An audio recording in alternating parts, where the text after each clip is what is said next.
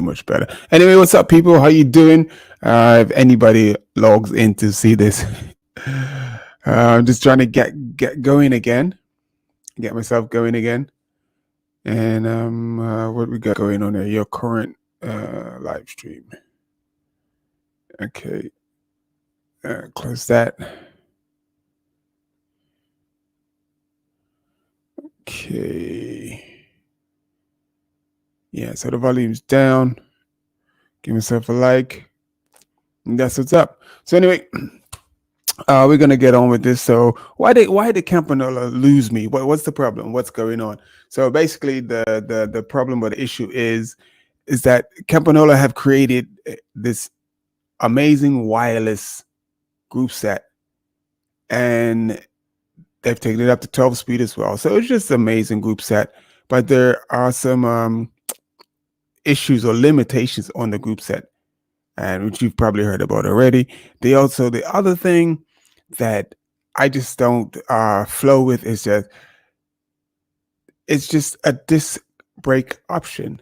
There is no option for uh these old school lovers of rim brakes like myself, and there are a lot of us, and the core base of campy fans are probably older guys like myself who are gonna spend just ridiculous money on the group set just because we like the nostalgia of the group set. And and then there's me. It's like I like the nostalgia, but I'm not using disc brakes on my road bike. When I'm on my mountain bike, or just some type of off-roading, yeah, I want some disc brakes. But when I'm on my road bike, I prefer rim brakes. I'm happy on rim brakes. I service my bike enough. I keep it in good enough condition. Whereas my bike will stop in any weather just as quick, if not quicker, than a set of disc brakes. And the other thing is that the the constant adjustment, that attention that the disc brake needs, it's so finite. There is very little room for error. So if you have a really like maybe tough day on a descent where you just have to descend hard, or something happened in emergency, you had to brake hard for a little longer than you would like, then you you stand a good chance of like warping the disc brake. So now you're gonna get a little ting ting ting because the disc brake is now rubbing because it's warped and whatnot. So that's what you have to deal with. That's what's up. So that's my other beef with the disc brakes. It's just it's I mean, I love all the tinkering and getting things right, but when you just have to over adjust and over, give something more attention that it requires, and more time that it requires to get it, to get it on point. And the other thing that I noticed with people with disc brakes is like I've had a lady today, and I've had it on several occasions where people actually. Thank you, Natasha. Thank you for dropping in with the like. Natasha, man, there was more women like Natasha out there. The world would be a better place. But anyway, um, the disc brakes. So the lady came in with her disc brakes, and she like, why are my disc brakes making this sound? Why? What's going on? What's up with this? And took the wheel out, took the pads, what was left of them.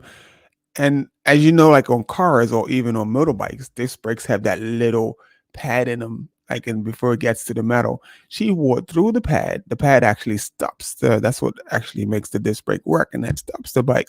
She wore through the pad and was halfway through the metal and was wondering why, what's going on. This sounds awful. This feels awful. This doesn't brake properly.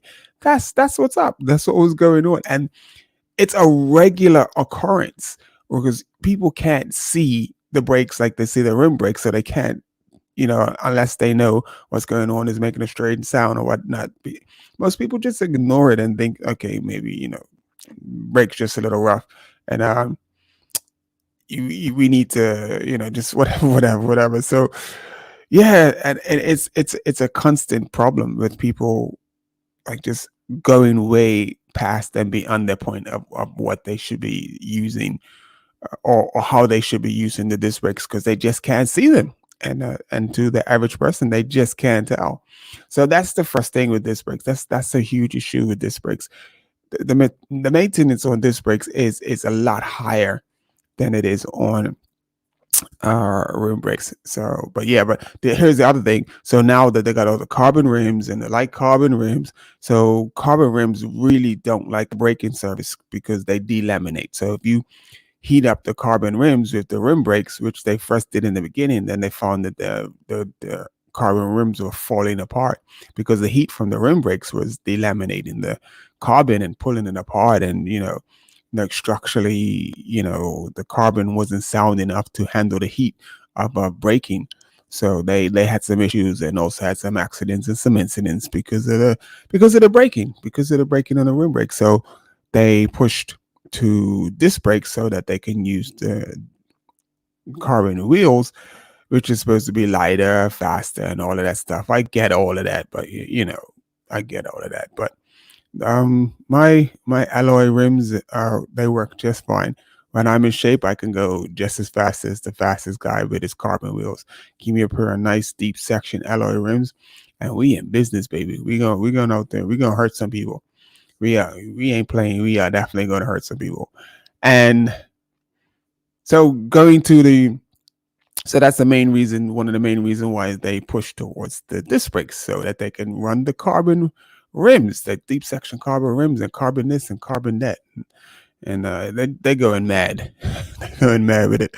So now you got the carbon rims on there and the disc brakes, and people are, putting on a happy face. But I don't give two craps. I know what's up. I can see what's up. Um, it's a whole thing where everyone's just constantly trying to get it right, and it's not right yet.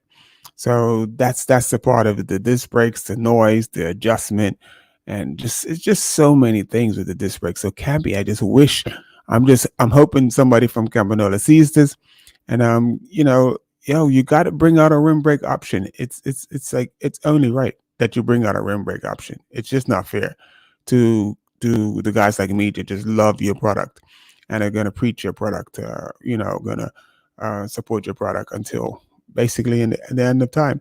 So, and then the other issue that Campy's done is that with their group set, they have limited the ratios on the chainring, the front chainring. So I believe it's like only 3450. So they've gone away from the traditional, which is, if I show you my bike, which is right here, which is 43, 3943, 3953. And yeah, so it's like pushing you, and because they have I believe it's a 10 on there now. Like before, 11 was the lowest gear, so now they have a 10 down the back, which is the lowest gear. So because you have this 10, it's supposed to offset, but it doesn't. Because if you guys have tested it and come back and say, it's just not the same. If you are old school, and most Campy people most people using Campy are going to be old school, they want their 53. So the fact is that they dumbed it down a little bit. It's sort of weird. So if I'm going to a place where I'm climbing and I'm going to be out of my depth, I just put a long cage derailleur, right, like the thing that shifts in the back.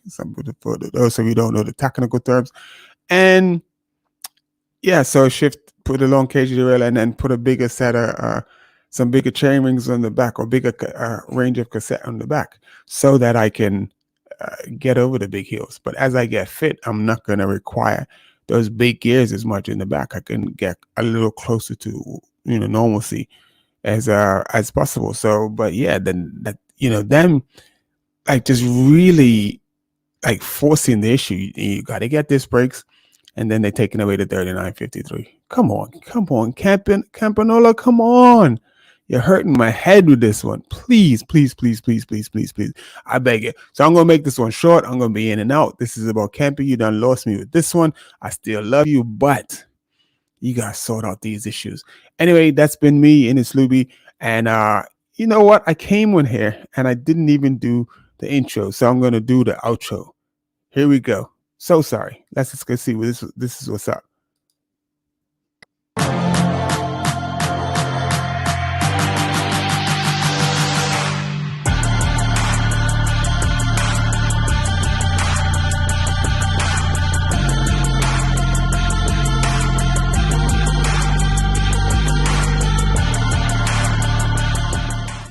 Your Legs Media. You know what to do. Hit the like button, subscribe to the channel. Thanks. We got lots of stuff coming up. Yeah, we do. We do got lots of stuff coming up. So let's remove that. Let's get me back. And that's about it. That's gonna be me for today. And I'm going to try to be a bit more regular with this. I've been away for a minute because I've been just getting myself situated. I had to move and stuff. So I moved twice in the last time that I was actually live. I moved from the house that I was at because the house I was in was actually a really nice house. And the lady owned the art gallery. Her art gallery closed down. She moved it into the house. So that sanctity of home, that feeling of home was gone. And then things just gradually went downhill because I was just despicable. And then I moved to another lady's house, older lady, and that lasted 4 weeks. And then I found this amazing place. So basically, this is the studio. So I've got some chairs here, and basically there's my bike, my beautiful bike. Yeah, that's my room over there. And there's the other chair. I scored these chairs at a car boot sale. Looked up these chairs. These chairs are almost 200 pounds a piece. There's some Switzerland handmade chairs where they bend the wood and stuff rather than bend it, and you can completely take them apart and store them away and stuff. And I scored them for 45 pounds. So, but anyway, this is the studio. So at some point I've got the chairs because I'm hoping to get some. I'm not hoping, I will be getting some guests in here. There's the fireplace. We're gonna get that going at some point because it's getting chilly. You see, I'm wrapped up. It's this summer weather's weird, so we gotta, like old school hat up there. You see that? Where's it to? Oh, I go the wrong way. That's what they call a hairnet, right? And then there's my little collection of cycling hats. I got a shout out to Nelson Vales. That hat on the bottom is actually a cap from the 1984 Olympics, and Nelson Vales, he won the silver medal and that first black cyclist to win a major medal at the Olympic Games. And that helmet probably looks familiar to a lot of people. So that's the same helmet that Lance Armstrong made popular.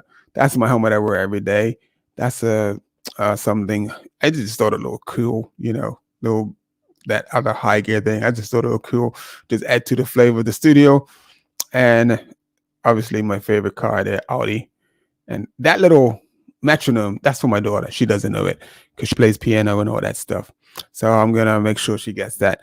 And I'm gonna be out. And Natasha, thank you for joining me. Thank you for giving me an audience. I feel special. I feel so special. Thank you, Natasha. So I'm gonna be out, people.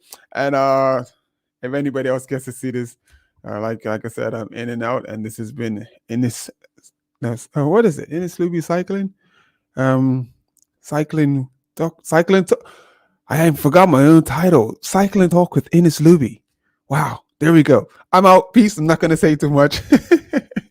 Not gonna say too much more if I start stumbling over my words even more. Anyway, later, people. Have a good day. Stay safe. Keep the rubber side down. The wind in your face, and you know how we do. Fast, furious, but mind others.